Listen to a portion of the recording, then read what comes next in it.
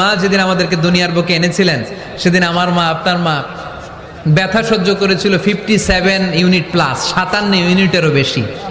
এই ব্যথাটা সাধারণ কোনো ব্যথা নয়।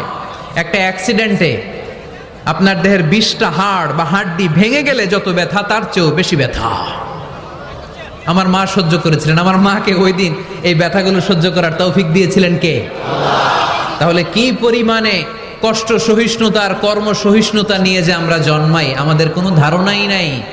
এজন্য আমি প্রায় বলি, ছেলে মেয়েদেরকে সন্তানকে ননির পুতুল করে গড়ে তুলবেন না, ছেলে মেয়েদেরকে কষ্ট সহিষ্ণু করে গড়ে তোলেন। প্রতিকূল পরিবেশে কি করে নিজের অস্তিত্ব জানান দিতে হয় এমন করে আমরা আমাদের মুসলমান সন্তানদেরকে গড়ে তুলবো। চিল্লায় বলেন ঠিক কি না?